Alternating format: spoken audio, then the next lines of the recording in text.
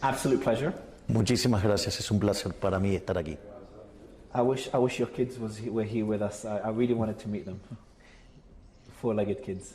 Son cinco, Conan, Murray, Milton, Robert y Junior, digamos, porque justamente, o sea, así lo llamo, digamos que son 5 mastines ingleses, digo, enormes, gigantes y muy divertidos, pero dudo que puedan estar los 5 juntos.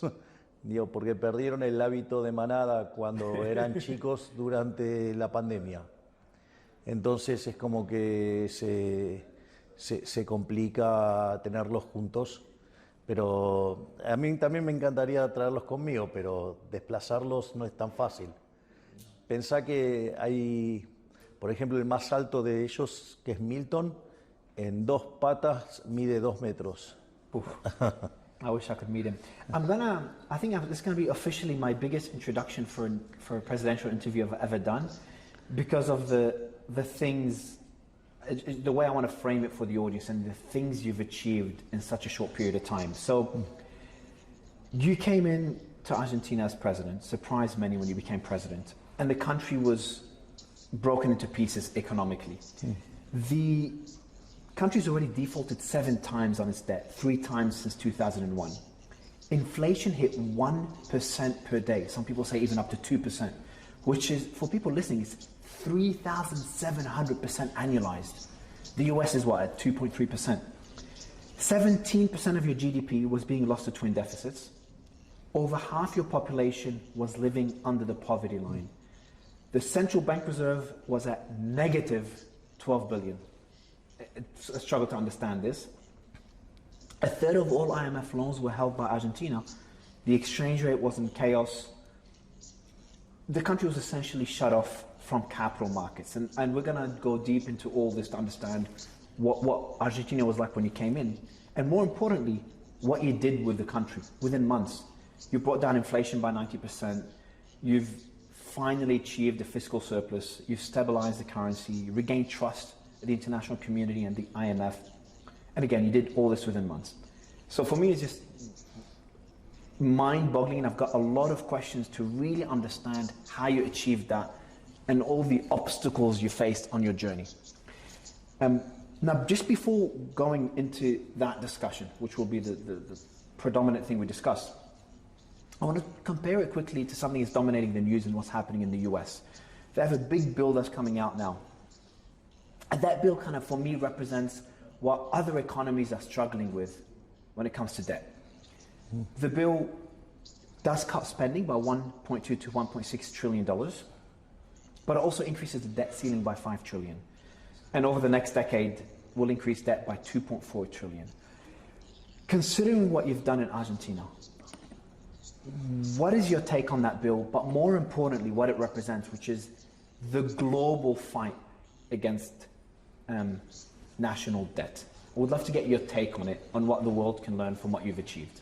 A ver, hay una frase de uno de mis ministros, que es el ministro de Desregulación, y dice: el caso argentino demostró básicamente 3 cosas que nadie podía imaginar y que nadie creía que era posible. Básicamente, el primer tema es el tamaño del ajuste fiscal y el tiempo. El doctor Sturzenegger suele contar que muchos presidentes le preguntan: bueno, tenemos un desequilibrio fiscal, necesitaríamos replicar lo que está haciendo Milei en Argentina, y entonces le dice: bueno, ¿cuánto tenés que ajustar? Entonces le dice: bueno, 4% del déficit. Y le dice: bueno, ¿y cuánto estarías dispuesto a ajustar? 1 punto por año. Y Federico Sturzenegger le contesta: ¿y por qué no 5 en un mes?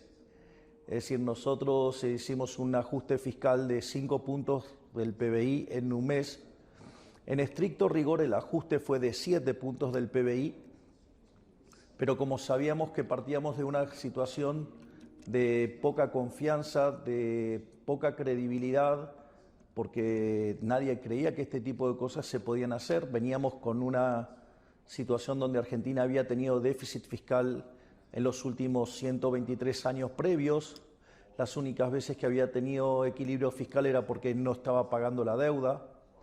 Entonces, en ese contexto era muy difícil creer que se pudiera hacer algo de estas características y nosotros sabíamos que eso podía tener un impacto negativo en actividad y eso impactar en el empleo y en la cantidad de pobres, y por eso también tuvimos un programa muy agresivo en materia de contención social. Entonces, parte del ajuste, esos 7, 2 fueron compensados con mayor asistencia en el sector más vulnerable de la población. Entonces, lo que hemos demostrado es que se podía hacer el ajuste, digamos, muy, muy grande, o sea, 7 puntos del PBI, y se podía hacer en poco tiempo, en un mes. No solo eso, el ajuste no terminó ahí, porque sino que además teníamos un desequilibrio en el Banco Central que generaba un déficit cuasi fiscal de 10 puntos del PBI. Es decir, que el problema que teníamos en el Banco Central era el doble del que teníamos en el Tesoro. Además, teníamos pasivos remunerados en el Banco Central por el equivalente a 4 bases monetarias venciendo a un día. Esto significa que de un día para el otro la cantidad de dinero se podía quintuplicar en la Argentina, con lo cual esa tasa de inflación que corría al 1% diaria se podría haber acelerado a niveles que podrían haber llegado al 17.000 anual. De hecho, la inflación mayorista del mes de diciembre fue 54%, es decir, que en términos anualizados da 17.000. De hecho, hoy esa inflación viaja al 1%, es decir, que estamos hablando del 13 anual, o sea que del 17.000 anual la hemos pasado al 13 anual. Y dado cómo están evolucionando la inflación en Argentina, te diría que para mitad del año que viene la inflación va a ser historia. Esa es la primera dimensión, ¿no? Digamos, la magnitud del ajuste y el tiempo en el que se hizo. O sea, la segunda dimensión, que también es lo que sorprende, es vos vas a cualquier libro de macroeconomía y si haces un ajuste de la mitad del que hicimos nosotros, la evidencia señala que el PBI debería haber caído por lo menos 15%. En rigor, cuando nosotros recibimos la economía, traía un arrastre estadístico de 2.8 de caída. Así es que el PBI medido a lo largo del promedio anual cayó 1.8, o sea, cayó menos que lo que traía de arrastre estadístico. Y eso es porque cuando tocó el piso allá por el mes de marzo, la economía empezó a recuperar, y cuando vos tomás el dato del PBI, en la frecuencia mensual, comparando diciembre contra diciembre, estábamos 6% arriba. Es decir, habíamos hecho un ajuste enorme, probablemente el ajuste más grande de la historia de la humanidad en un año, porque 15%, digamos, o sea, del PBI no es algo que sea muy convencional. Habíamos pasado la inflación de niveles del 17.000 anual al 1%, al 13 anual en mayoristas.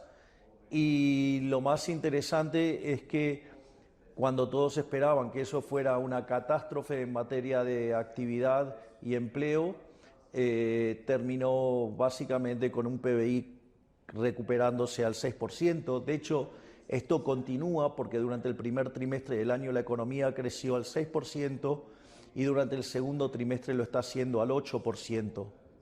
Y la tercera dimensión que también resulta poco convencional es que todos esperaban que mi popularidad se destruyera rápidamente.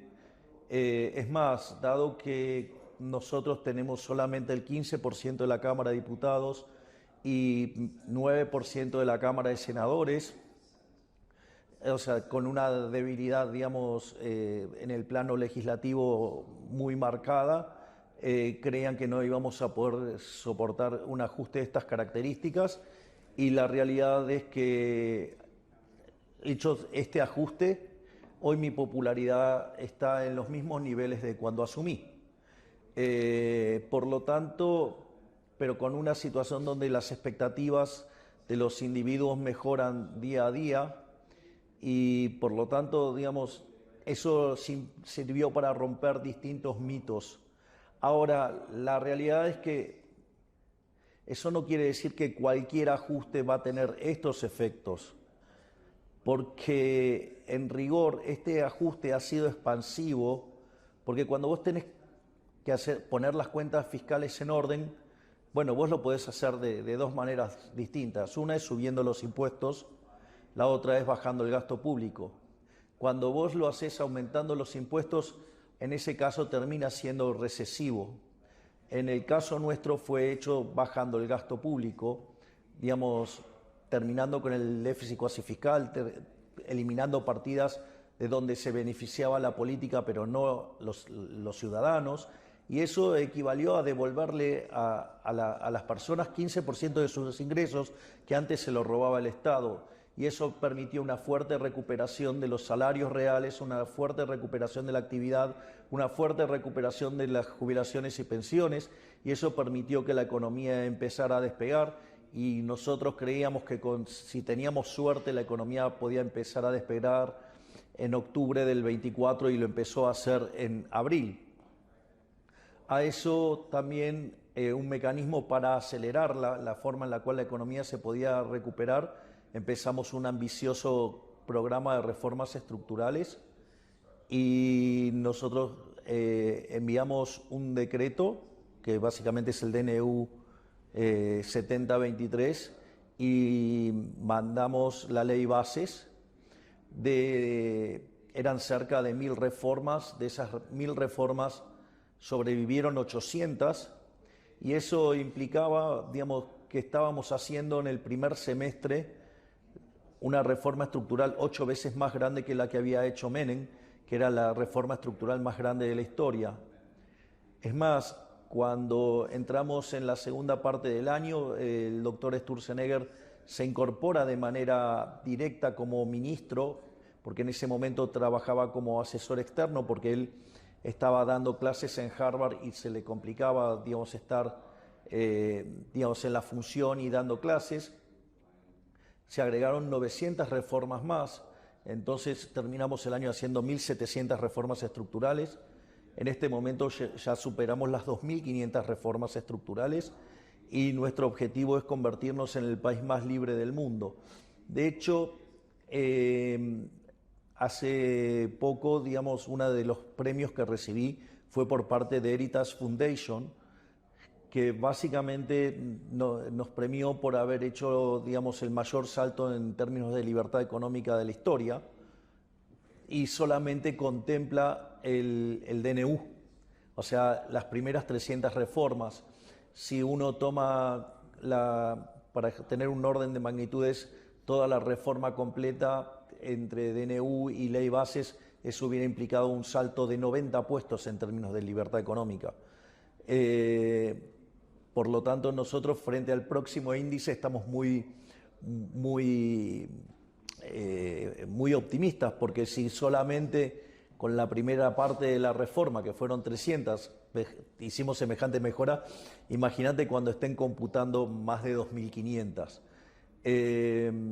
Pero, de nuevo, es más, en términos de relación deuda-producto, la relación deuda-producto cayó, cuando nosotros sinceramos la economía, pasó de niveles cercanos al 100% a niveles de menos del 40%. Además, nosotros implementamos esta idea de lo que se llama el déficit cero. El déficit cero significa que vos no acumulás deuda, y al no acumular deuda, la relación deuda-producto es no creciente, y, digamos, y eso hace que seas solvente intertemporalmente, y el riesgo país de niveles de 3000 puntos básicos hoy está en torno a los 600 puntos básicos. Y yo creo que en la medida que se vaya clarificando el ambiente político, Argentina va a converger a niveles de riesgo país menores de los 200 puntos básicos, y seguramente si sostenemos estas políticas por mucho tiempo no vamos a tardar en convertirnos en investment grade. Entonces, en ese sentido, nosotros somos optimistas, sabemos que hay que trabajar, y esto es una cuestión de todos los días tener el foco. O sea, la clave acá es siempre tener bien el foco. Hay una frase maravillosa que dice: el que no sabe lo que busca no entiende lo que encuentra. Bueno, nosotros tenemos bien claro lo que buscamos, el objetivo siempre está claro, y si a veces pareciera que estamos desviándonos es porque tenemos alguna dificultad. O sea, digamos, sería maravilloso que que la vida fuera un movimiento rectilíneo uniforme, pero digo, puede ser que en el medio encuentres obstáculos, algunos los podés saltar, algunos los podés destruir, pero hay otros que no te va a quedar otra que esquivarlos. Y cuando pasa eso, vienen las críticas y dicen: no, se están desviando el camino. No, estamos buscando la forma de seguir manteniendo el objetivo. Entonces, básicamente es eso, pero digamos, y eso es lo que tengo para contar, que se puede hacer un ajuste fiscal fuerte y que eso se traduce en aumento del PBI. De hecho, nosotros cuando asumimos la pobreza, cuando la sinceramos, era del 57% y hoy está en el 35%, es decir, bajamos la pobreza en 22 puntos. Eso significó en Argentina sacar a más de 10 millones de personas de la pobreza. O sea, y todo en un año. Es decir, el testimonio más grande de todo esto es que las ideas de la libertad funcionan y que solamente hay que tener el coraje de llevarlas adelante. Pero también implica saber que cuando vos implementás las ideas de la libertad va a haber un perdedor, y el perdedor es el Estado. El perdedor son todos los parásitos que viven del Estado. Nosotros en Argentina a esos parásitos los llamamos la casta, que básicamente son los políticos ladrones, los empresarios prebendarios, los sindicatos que obran en contra de los trabajadores, los periodistas corruptos y básicamente un conjunto de profesionales que trabajan para ese establishment para justificar las aberraciones que hacen. Pero me parece que el mensaje es que las ideas de la libertad funcionan, las pusimos en funcionamiento y dieron resultado. Es decir, la Escuela Austríaca de Economía, que era mirada con cierto recelo como algo muy fuera de la mainstream, terminó demostrando que efectivamente tiene razón y que el problema es la economía neoclásica. De hecho, mi más reciente libro, Capitalismo, Socialismo y la trampa neoclásica, justamente señala la trampa que implica todo el mainstream neoclásico y cómo toda la idea de fallos de mercado lo único que hace es habilitar la intervención del Estado y en el fondo el remedio termina siendo peor que la enfermedad. Si es que hubiera habido enfermedad, porque desde mi punto de vista, esto yo recuerdo muy bien una conferencia que hice en un momento en la cual, previo a mi participación, expone un economista de la Escuela de Chicago y dice: bueno, en realidad el Estado existe porque cobra impuestos, porque tiene un accionar que es para corregir los fallos de mercado. Y cuando yo arranco mi presentación digo: los fallos de mercado no existen. Por lo tanto, no hay motivo para que exista el Estado, digamos, en base a la existencia de fallos de mercado, porque estos no existen. Es más, radicalizo mi posición y digo: mire, si usted cree que hay un fallo de mercado, fíjese si no hay una interferencia estatal, porque si hay una interferencia estatal el problema no es el mercado, es la interferencia estatal. Y si después de hacer el análisis no encuentra la interferencia estatal, vaya y hágalo de vuelta, porque entonces estoy seguro que está mal. Entonces, digamos, cuando uno entiende que el mercado es un proceso de cooperación social donde se realizan intercambios voluntarios de derechos de propiedad, o sea, no hay lugar para el fallo de mercado. Eso no quiere decir que no me equivoque, pero no hay lugar para el fallo de mercado, salvo que haya violencia, y el único agente que ejerce la violencia es el Estado. Y si lo estuviera ejerciendo un privado contra un privado, digamos, estaría violando la ley. Por lo tanto, es más, en la lógica liberal estaría violando el principio de no agresión y seguramente estaría lesionando ya sea la libertad, la propiedad o la vida. Digo que son, en estos últimos tres, los derechos sobre los cuales pivoteamos nuestra visión. There's a lot I want to talk about. especially when it comes to La Casta and all the difficulties you face there.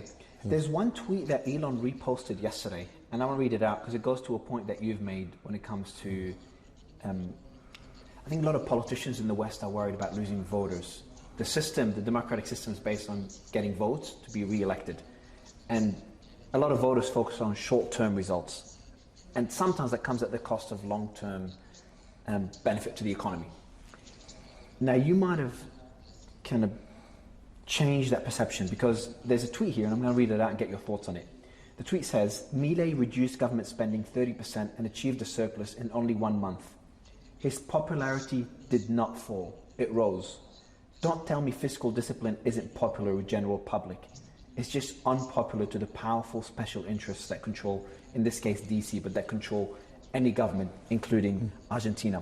Can you tell me more? Would your model work for other democracies when it comes to alienating voters, or could it also be replicated? And also I want to get your thoughts, on the challenges when it comes to voters, plus La Casta, the establishment that's going to be trying to stop you. A ver, el ajuste fiscal es popular en tanto y en cuanto no caiga sobre el sector privado. Es decir, el ajuste fiscal en nuestro caso es popular por dos cosas. Una es porque no cayó sobre el sector privado, sino que cayó sobre los políticos, sobre los empresarios corruptos, sobre los medios de comunicación corruptos, sobre los sindicatos, pero no cayó sobre el sector privado que se dedica a la creación de riqueza. Y eso es lo que lo ha hecho que sea expansivo, porque implicó devolverle recursos al sector privado. Obviamente que la popularidad, digamos, se manifiesta en los términos de imagen positiva que tengo y de los resultados electorales que estamos consiguiendo en distintos lugares del país, donde yo recuerdo los magros números que habíamos tenido en las elecciones previas a las elecciones generales, porque justamente lo que hacen es desdoblar en las provincias desdoblan las elecciones, y habíamos obtenido resultados muy magros, nunca habíamos llegado a niveles del 10%, y ahora estamos ganando y consiguiendo niveles mayores del 30%. Por lo tanto, cuando nosotros vayamos a esta elección en octubre, nosotros estimamos que vamos a tener números muy fuertes y en realidad eso quiere decir que uno puede hacer las cosas bien, consistente con el largo plazo y puede tener buenos resultados en términos de imagen y de elecciones.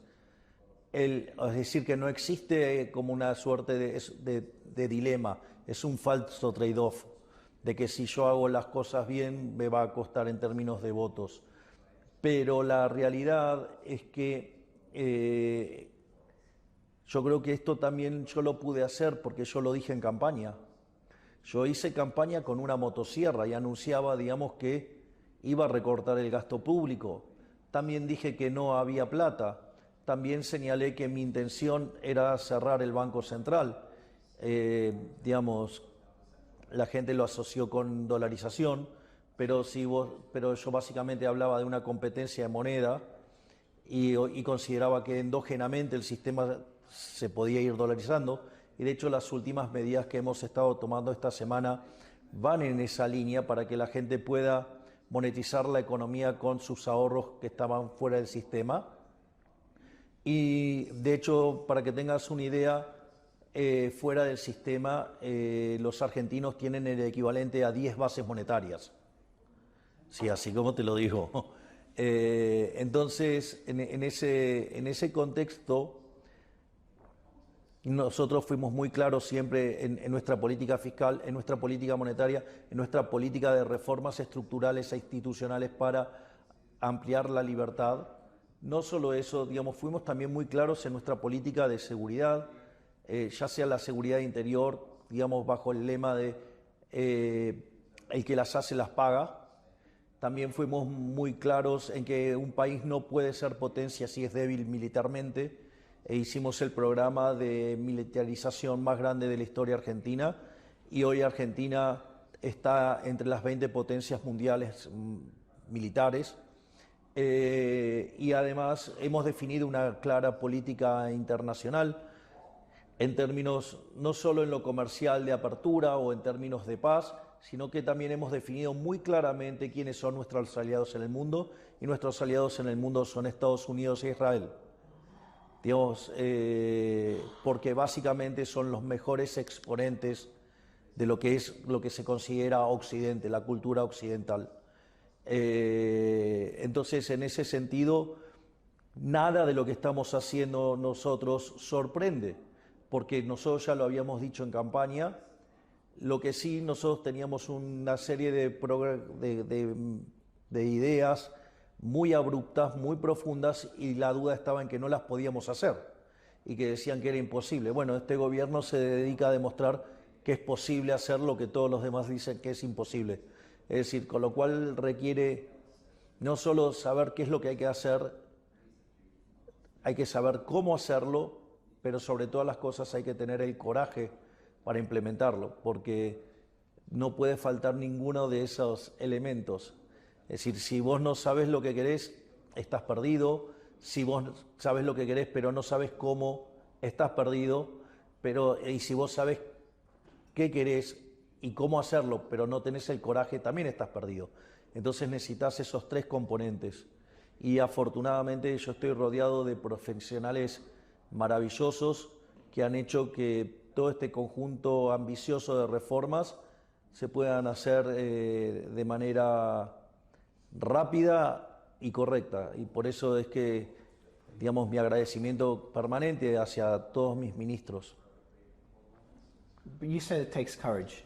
You've had drones in the presidential palace. You've had your vet called over 150 times to try to get dirt on you by journalists. You've had, President Trump, your friend, was almost shot. I feel like whenever someone breaks a system, there's all these different players that benefit from the system that try to stand in the way. Can you tell me more about the hurdles you face and you still face today? You had, 900 protests at one stage per year, and they were protesting every day, and you had to shut down these protests to be able to open the roads. And I'm not saying normal protests, they blocked the roads as a way to blackmail you. I feel like there's just too many hurdles for world leaders. Again, the President of the United States was almost shot in the head. There's too many hurdles when you bring such change and such drastic change. Can you tell me more about the hurdles you faced? And more importantly, the hurdles you continue to face. How serious did it get for you? A ver, obstáculos ha habido todo el tiempo. Digo, desde obstáculos políticos. De hecho, la oposición ha intentado hacerme 7 juicios políticos para destituirme y no lo ha logrado. Nosotros también tuvimos que enfrentar la resistencia de los piqueteros, que eran esos manifestantes violentos que bloqueaban las rutas. Básicamente había un problema con la política social.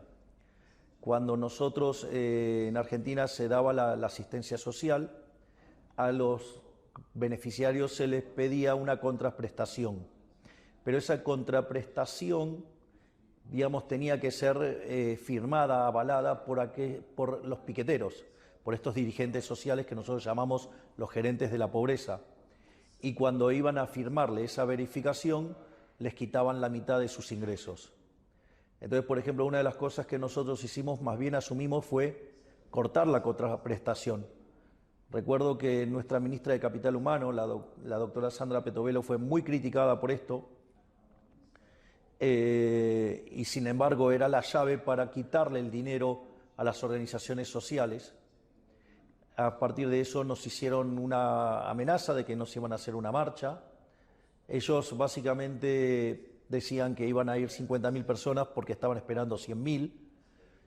Entonces, en ese contexto se sumó también otra ministra brillante que tengo, que es la doctora Bullrich, y me presentó un protocolo antipiquetes, antidisturbios, y en conjunción con quien en ese momento era el ministro de Transporte, el doctor Guillermo Ferraro, que en paz descanse, básicamente implementaron el protocolo antipiquete y pudimos controlar la primera marcha.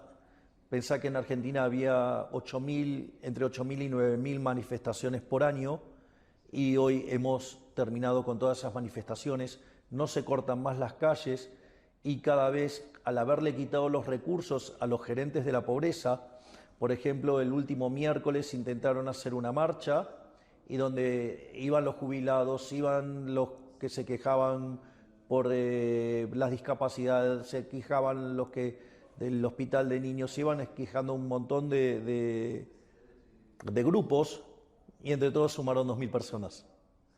Es decir que también, digamos, ha sido un trabajo enorme y obviamente que también, ¿no?, el trabajo enorme por parte del equipo económico, ¿no?, digamos, liderado por Luis Caputo, que de hecho fue elegido el mejor ministro de Economía del mundo el año pasado, con un trabajo fenomenal del presidente del Banco Central, Santiago Bausili, y con un rol muy destacado por parte del secretario de Finanzas, de Financiamiento. Digamos, pudieron desmontar todo, Pablo Kirchner, pudieron desmontar toda la bomba que estaba plantada dentro del Banco Central. Entonces, digamos, yo tengo solo palabras de admiración y agradecimiento a cada uno de mis ministros que han logrado desactivar todo esto y además, no solo que hemos logrado bajar la inflación, que la economía esté creciendo, que la pobreza haya caído en más de 22 puntos, sino que además hemos puesto en control las calles y, digamos, hoy se puede transitar por el país libremente sin que ningún violento corte la calle. Entonces, es más, de hecho, nos criticaron por eliminar el Ministerio de la Mujer y nosotros cuando llegamos había el equivalente a 24 ministerios y los llevamos a 9 y hoy ya son 8. Y lo interesante es que dentro de las cosas que eliminamos fue el Ministerio de la Mujer. Entonces decían no, que ahora, digamos, iban a explotar la cantidad de femicidios y los femicidios cayeron 14% durante nuestra gestión y tenemos los índices de criminalidad más bajos de la historia. Es decir, que en el fondo era una cuestión de decisión, de coraje y de hacer cumplir la ley y que en el fondo era el que las hace las paga. Y esto está funcionando. Eso es lo que yo puedo contar de la experiencia de Argentina. Algunas cosas pueden ser exportadas a otros países, pero cada país tiene su propia idiosincrasia y hasta te diría es como bastante poco feliz, digamos, hacer recomendaciones sobre otro país. O sea, a mí no se me ocurriría estar recomendándole a otro país qué hacer. O sea, yo lo que puedo hacer es contar cómo fue la experiencia en un país muy conflictivo como Argentina. Just going back to what you've achieved is probably the biggest economic transformation of any country in our generation. I'm still wondering, how worried are you? I've interviewed world leaders that are currently in jail, and many have faced assassination attempts. How concerned are you? Has there been any attempts on your life that are not public? Are you worried that the opposition or the entrenched parties escalate their fight against you? Or that ship has sailed and the changes have already been integrated into the economy and the resistance has eased up? Es que no me importa. Digamos, yo voy a hacer lo que tengo que hacer. O sea, yo estoy haciendo... O sea, de hecho no estoy inventando nada. Lo único que estoy haciendo es aplicar las mejores técnicas y prácticas en el manejo de la política. Y no tengo nada que temer, porque lo que estoy haciendo es por el bienestar de los argentinos. Los resultados me avalan y las consecuencias que puede tener de haber estado tocando intereses, bueno, es parte de la vida misma. Por lo tanto, yo, digamos, lo que no me voy a permitir a mí es dejar pasar esta oportunidad de hacer lo que yo creo que hay que hacer. Si durante tantos años dije que había que hacer algo de una determinada manera, no voy a negociar eso, lo voy a hacer. Más tarde, más temprano, pero lo voy a hacer. Y bueno, y después las consecuencias que, bueno, se evaluarán. Es decir, yo entiendo lo sucia que es la política y con todos los intereses que estoy tocando, digo, puede ser que, digamos, haya represalias, pero bueno, a mí mi tranquilidad es de que yo en todo momento, todo lo que hago está dentro del marco de la ley. Entonces, esa es mi tranquilidad. Y después, a ver, todos estamos expuestos a riesgos. Así que digamos, digo, con lo cual, digamos, ¿de qué vale la pena vivir la vida si no es para hacer lo correcto y luchar por los sueños? O sea, por eso no me da miedo nada. You said we all face risks, but I feel like a lot of these world leaders, they're in a position where they can go to the extreme to do what's necessary, or start meeting opposition parties or the entrenched parties somewhere in the middle. It's like, all right, look, I know you want to achieve this, Mr. President, but let's just meet halfway. Otherwise, and they threaten you. Have you faced those threats? What I'm trying to understand is behind the scenes, what were those discussions like? What were those challenges like? Because I don't think everyone has your mentality and kind of bulldozing through it all with a chainsaw. Sí, pero digamos, yo no estoy dispuesto a ceder. Yo, digamos, diseño la política en términos morales, en términos éticos y morales. Entonces, digo, es como que yo te dijera, detesto esa teoría de política de lo justo, que es el valor medio. Yo lo llamo la dictadura de las funciones cóncavas. Cuando vos tenés una función cóncava, si es una función que crece, encuentra un máximo y después decae. Entonces el máximo estaría en algo intermedio. Para mí eso me parece una estupidez, es falso. Toda la política trabaja sobre esa idea, es falso. Y lo voy a poner con un ejemplo. Yo te digo, ¿vos estás a favor de respetar la vida? Obviously. Ok. ¿Estás en contra de asesinar gente? Yes. Ok, entonces estamos de acuerdo que respetar la vida está bien, digamos, y que atacar la vida, matar gente está mal, o sea, y son dos posiciones extremas. Los imbéciles del punto medio dirían que hay algo que es óptimo, que es la tortura. ¿Estás a favor de la tortura? No, es decir, cuando vos diseñás la política en términos éticos y morales, no hay lugar para el error. Y eso es lo que nosotros hacemos, diseñamos las políticas en términos de la ética y la moral del capitalismo, que no es ni más ni menos que la ética y moral de los valores judeocristianos, que es sobre lo que se construye la base de Occidente. Por lo tanto, no hay lugar a error. Entonces, cuando viene el debate, nosotros llevamos al debate a esa discusión. Entonces es muy difícil ponerte del lado de los torturadores o de los asesinos. Por eso, digamos, con 15% de la Cámara de Diputados, con 9% de la Cámara de Senadores, hemos hecho una reforma estructural 25 veces más grande que la que hizo el gobierno más reformista de la historia. Por eso somos el gobierno más reformista de la historia y por eso somos el mejor gobierno de la historia argentina, aun cuando llevemos un año y medio.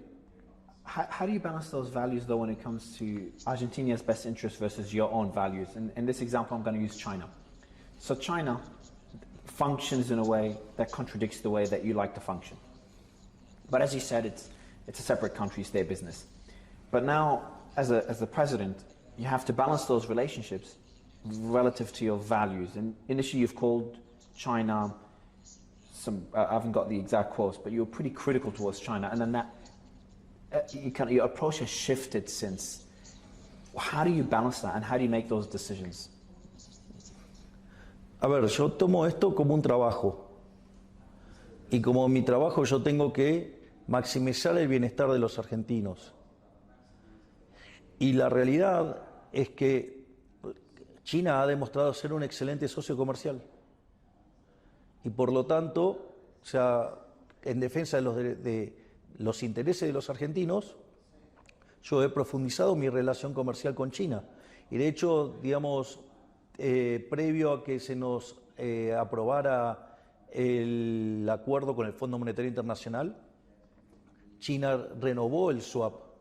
Por lo tanto, yo digamos, esto para mí es un trabajo y yo tengo que resolver el trabajo. Esto no es una cuestión, digamos, de mis preferencias o demás. Acá lo que cuenta es básicamente lo que es mejor para el país. Y la verdad es que los chinos han demostrado ser unos excelentes socios. I know you don't want to give advice to any specific countries, but if you look to the world, at the world as a whole, how worried are you about the global debt? And do you think that world leaders are in a position to do what it takes? Because, you know, what you've done is kind of one of a kind, and we haven't seen any other countries replicate it to that extent. And another part to this question, do you think the world needs to be shaken up? A lot of these economies need to be shaken up the same way you've shook up Argentinian economy. De vuelta, cada país tiene su propia lógica y elige, digamos, básicamente, por ejemplo, mi posición respecto a la deuda es una posición respecto al déficit fiscal. Es decir, porque en el fondo la deuda se genera por déficit fiscal. Y solamente 5 países en el mundo tenemos equilibrio en la línea financiera. Ahora, yo lo que puedo decir es por qué, digamos, estoy en contra del déficit fiscal. Entonces, cuando usted tiene un déficit fiscal hay que financiarlo. Naturalmente, si usted lo financia con deuda, a mí me parece algo aberrante, porque la deuda son impuestos futuros. Entonces quiere decir que la fiesta de las generaciones presentes se la estamos pasando a nuestros hijos, a nuestros nietos, o hasta generaciones que ni siquiera todavía han nacido, o generaciones que no pueden votar. Por lo tanto, me parece profundamente inmoral. Por eso, digamos, durante nuestro gobierno, en el primer año, la deuda en Argentina cayó más de 40.000 millones de dólares. O sea, tremendo dato. O sea, nosotros tenemos una deuda de 500.000 millones y hoy es de 450.000. Es decir, bajamos la deuda en cerca de 50.000 millones de dólares. No solo eso, sino que, pero también considero que los impuestos presentes son malos. Yo considero que los impuestos son un robo y por lo tanto hay que achicar el tamaño del Estado para poder bajar los impuestos. Y si lo financiáramos con emisión monetaria y eso generara inflación, también eso es un impuesto altamente regresivo porque castiga con más fuerza a los más vulnerables, sino que además distorsiona los precios y por lo tanto conduce a una mala asignación de recursos y por ende termina penalizando el nivel del PBI per cápita en términos de niveles. Por lo tanto, en ese sentido, digo, mi postura es una postura contra los impuestos, contra el Estado. O sea, para mí el Estado es una organización criminal violenta que vive de una fuente coactiva de ingreso, que son los impuestos. Por lo tanto, o sea, pero esa es mi opinión y esa es mi percepción. Digo, o sea, filosóficamente soy un anarcocapitalista, o sea, y veo al Estado como el enemigo, pero entiendo, digamos, que el mundo tiene sus restricciones. Entonces, una de las cosas que aprendí es que las restricciones que uno tiene al momento de gobernar son mucho más grandes que las que creía aún estando dentro del sistema y son infinitamente más grandes a las que uno veía cuando estaba fuera del sistema. Por lo tanto, yo puedo opinar del caso de Argentina, pero no estoy en condiciones de opinar sobre otros casos porque hay un conjunto de restricciones que yo no las conozco. Es decir, yo sí conozco las restricciones que estoy viviendo y veo las restricciones que ven otras personas y las que están fuera de todo, digamos, de esto, y cómo hacen críticas que no tienen sentido porque ignoran esas restricciones. Entonces, me parece que hay que ser muy prudente en las consideraciones sobre otros países, porque, digo, yo sí sé las restricciones que enfrento, entonces yo lo que puedo contar es la experiencia argentina, pero de ahí a decir que tal país o tal otro tiene que hacer una determinada política, me parecería una falta de respeto para con otros dirigentes del mundo. I respect it. I respect that answer. Another thing that I've seen that happen with you that is mind-boggling is how I've seen that happen a lot, with other leaders, you've just been labeled far right or authoritarian or even dangerous. The authoritarian one was probably the funniest for me. Can you tell me more about how the media has portrayed you? What were the various attacks you've had on your image, especially the labels of far right and authoritarian? How could they match those with your actual philosophies, which includes cutting down the government and fighting for liberty? A ver, la verdad es que la visión de los medios sobre mi persona está absolutamente distorsionada. Básicamente los medios están profundamente furiosos conmigo porque corté la publicidad oficial. Es decir, tomé una política que es la mayor política en favor de la libertad, que es quitar el subsidio estatal a los medios. Y evidentemente eso los tiene muy violentos y han inventado todo tipo de mentiras sobre mi persona. Han dicho que, por ejemplo, yo soy zoofílico, han dicho que tengo una relación incestuosa con mi hermana, han dicho que soy homofóbico, han dicho barbaridades, hasta me han dicho nazi.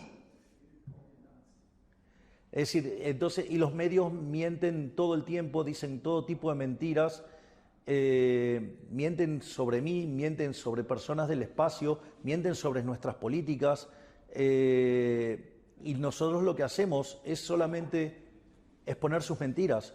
Y yo no creo que eso sea violento, eso creo que es parte de, digamos, si vos mentís, bueno, hoy el archivo es instantáneo y las redes automáticamente te van a mostrar las mentiras. Entonces, digamos, aquellos periodistas que me dicen las barbaridades que me dicen, a mí me gustaría que alguna de esas cosas que dicen la puedan probar, porque no han podido probar nada de eso. Mienten, calumnian, injurian, dicen un montón de cosas. Entonces yo le preguntaría a los periodistas, mentir, calumniar, injuriar, ensuciar a una persona, ¿está bien? Yo creo que no. O sea, hay que tienen privilegios por ser periodistas, que se creen seres superiores, que pueden arruinarle la vida a cualquier ser humano y esa persona no se puede defender. O el argumento de la asimetría, ay no, bueno, pero él es presidente. ¿Y qué tiene que ver la asimetría? Si vos estás mintiendo, o sea, si vos no querés que yo te conteste, lo primero que tendrías que hacer es no mentir. O sea, lo primero que deberías hacer es no mentir. Cuando no mentís, yo no reacciono. Ahora, si estás mintiendo, y obvio que voy a reaccionar. Y es más, si la mentira se puede probar, lo voy a hacer y te voy a desenmascarar frente a la sociedad por el mentiroso que sos. Entonces, y eso, digamos, ¿eso es violencia? Eso no es violencia. Digo, porque violencia sería si yo utilizaría el aparato represivo del Estado para perseguir periodistas o para perseguirlos fiscalmente, y sin embargo eso no lo hago. Sin embargo, en otros gobiernos sí se hacía y no decían nada. ¿Por qué? Porque recibían sobres con dinero. Y entonces callaban, miraban para otro lado o no les importaba. El problema es que yo les corté el financiamiento. Es decir, digamos, porque no son ciudadanos privilegiados. Y eso es lo que los tiene violentos. Y además han perdido el monopolio de la palabra, porque hoy las redes sociales han democratizado la comunicación y eso los pone todavía profundamente más violentos. Pero bueno, nada, no saben vivir en libertad. Dicen que defienden la libertad de expresión, pero es libertad de expresión para ellos y censura para el resto. Entonces, ¿en dónde dice que yo no puedo contestarle a un periodista cuando miente? ¿Por qué no puedo usar mi red de X para contestarle a un periodista cuando miente? ¿Por qué no puedo exponerlo públicamente cuando está mintiendo? ¿Por qué no se dedican a decir la verdad? Sin embargo, no lo hacen. O sea, el problema sería mucho más fácil. Si dejan de mentir, no tendré por qué contestarle. Pero si siguen mintiendo, le voy a seguir contestando con la verdad. ¿O acaso mentir está bien? Sorry, I don't know if the translation was right. Did a journalist really try to... The Nazi one I understand because they throw that word against any leader they don't like. It's become like a fashionable thing to do against anyone you don't like. But did you just say one of the rumors they tried to fabricate is that you had an incestuous relationship with your sister? Did they really go that far? Absolutamente. Absolutamente. De hecho, digamos, han dicho eso y han dicho que además tenía una relación zoofílica con mis perros. That's just stupid. Like, I understand the Nazi symbols become like a strategy, but like people are not going to believe this shit. Like they get under Pero the Dios, trust of the a ver, pero Dios, o sea, a ver, pero de vuelta, por eso lo digo, han llegado a decir que soy nazi. Digo, no hay persona más pro-Israel en el planeta que mi caso. Estoy viajando a Israel para recibir el premio Génesis, que es el premio Nobel judío. Soy el primer no judío que gana el premio Génesis. Y los periodistas argentinos me dicen nazi. I don't know that's, everyone talks about the death of mainstream media. I think you've explained why this is happening when it gets weaponized against anyone that threatens them. But essentially what you've done is you've cut off funding, government funding, to these media outlets, and that led them to go on the attack. Bueno, obvio, están profundamente ofuscados, porque justamente, digamos, se les cortó el financiamiento. Pero hago una pregunta, ¿está mal dar subsidios? Si está mal dar subsidios, ¿por qué, digamos, los periodistas tienen que tener subsidios? Digo, ¿qué son una casta privilegiada? ¿Son personas privilegiadas? Es más, nosotros sostenemos abiertamente que la gente no odia lo suficiente a los periodistas. Es decir, la gente odia a los políticos. Si conociera cómo son los periodistas, los odiaría infinitamente más. Bueno, no por nada, digamos, hoy en la Argentina la imagen de los periodistas es tan mala como el Parlamento. I have a final question for you, Mr. President. I'm going to break it into two parts. First one, describe Argentina in, let's say, 2030, if we continue on this path. What would the country look like? That's the first part of the question. And then the second part is more related to the rest of the world. You did say that 80% of economic theory is wrong. It's rooted in neoclassical errors. But do you think what you've done in Argentina will change the way other world leaders or the world as a whole will look at accepted economic theory that people like myself learned in university? A ver, yo considero que Argentina, cuando yo deje el poder en Argentina, Argentina va a ser el país más libre del mundo.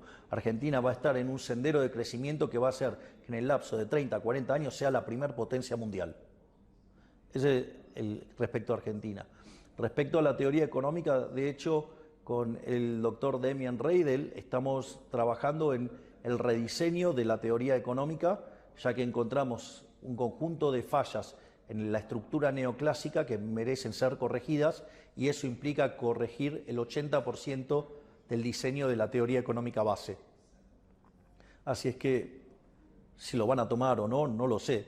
Digo, pero quizás se van a tener que rendir frente a los resultados. Mr. President, congratulations. I know it's only been 1.5 years. You've got a long time ahead of you, potentially another 4 years after that. But congratulations on what you've done to one of the most beautiful countries in the world, Argentina. And I think there's going to be a lot. I know you've been humble in not giving advice to other countries.